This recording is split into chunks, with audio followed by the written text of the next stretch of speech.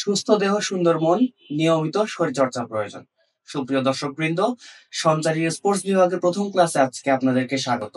আমি মোস্তফা তানভীর আহমেদ, আছি সঞ্চারীর স্পোর্টস বিভাগের একজন ইনস্ট্রাক্টর হিসাবে। আজকে শরীরচর্চার প্রথম যে বিষয়টা আমাদের জানা দরকার, আসলে শরীরচর্চাটা কি সেটা সম্পর্কে জানবো আমরা।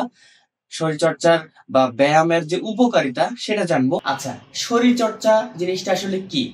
আমরা সবাই জানি যে আমাদের শরীরে বিভিন্ন অঙ্গ প্রত্যঙ্গ আছে। এই অঙ্গ প্রত্যঙ্গগুলো কিন্তু আমরা নড়াচড়া করি, কিন্তু যখনই এই অঙ্গ প্রত্যঙ্গটা আমরা একটা নিয়ম মতো নড়াচড়া করব, এটাকেই বলা হয় হচ্ছে শরীর চর্চা। এই শরীর চর্চাটাকেই আবার বলা হয় হচ্ছে ব্যায়াম। এটার মাধ্যমে আমাদের শারীরিক এবং মানসিক দুই দিক থেকেই উন্নতি হয়। চলুন তবে চলে যাই আমরা আমাদের যে ব্যায়াম বা শরীরচর্চা এটার উপকারিতা সম্পর্কে। এটার প্রথম উপকারিতা হচ্ছে যে আমাদের অঙ্গ প্রত্যঙ্গের উন্নতি হয়।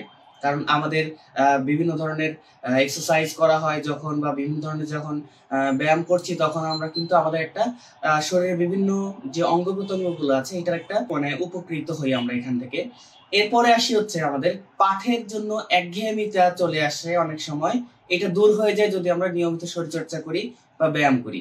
এরপরে আসি আমরা আমাদের একটা নেতৃত্বের একটা গুণাবলী তৈরি হয়ে যায়। সুশৃঙ্খল জীবনযাপন করতে পারি, সামাজিক জীবনযাপন করতে পারি।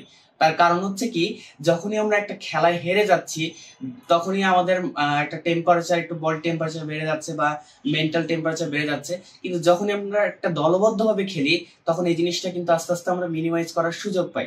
ঠিক আছে? সো এই কারণে হচ্ছে সামাজিক একটা জীবনযাপন করতে পারি, আমরা সবার সাথে মিলেমিশে চলতে পারি। আজকের প্রথম ক্লাস স্পোর্টস বিভাগে। ধন্যবাদ সবাইকে। ইনশাল্লাহ পরবর্তী ক্লাসে দেখা হবে সবার সাথে। Thank you.